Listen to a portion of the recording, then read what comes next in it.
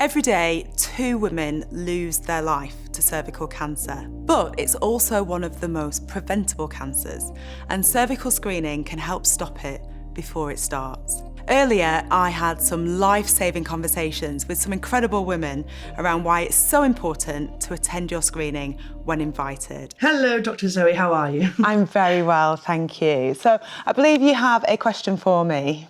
What I've been hearing is that the test itself has potentially changed now, and it's now testing for the HPV virus. Yeah, you're right. HPV is human papillomavirus, and this is a really common virus, and usually it just goes away on its own. Your cervical screening sample is first tested for HPV, and that's a more accurate and more sensitive way than the previous way, and it lets us know who is at higher risk of having abnormal cervical cells that can potentially progress to cancer further down the line. So the important thing to remember is that having HPV does not mean that you have cervical cancer. And how long does it take a cervical screening and what does it entail? The actual test only takes 2 to 3 minutes.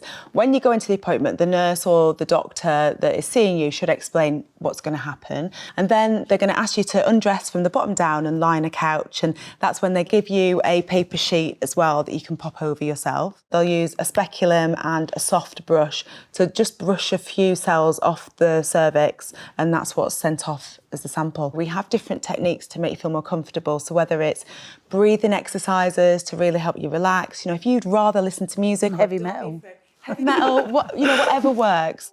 Remember, cervical screening is available to women and people with a cervix aged between 25 and 64 years. If everyone attended screening regularly, 83% of cervical cancers could be prevented. If you have had your HPV vaccine, do you still need to attend your screening? Because it doesn't protect against all of the types of HPV that can cause cervical cancer, it's really important that once women reach the age of 25, they attend their cervical screening appointments as well.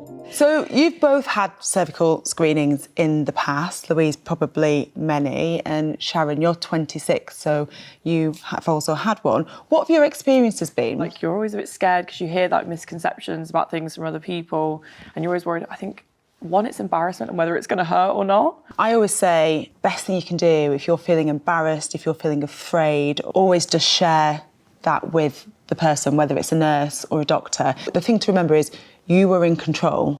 I think it's really helpful. Next time it arrives, I'll think, it's going to be all right. And I always go anyway, but, it's with a sense of trepidation. And tell your nurse or doctor, that you've had these anxieties. Ask them to have a look at the brush. I'm going to look at the brush.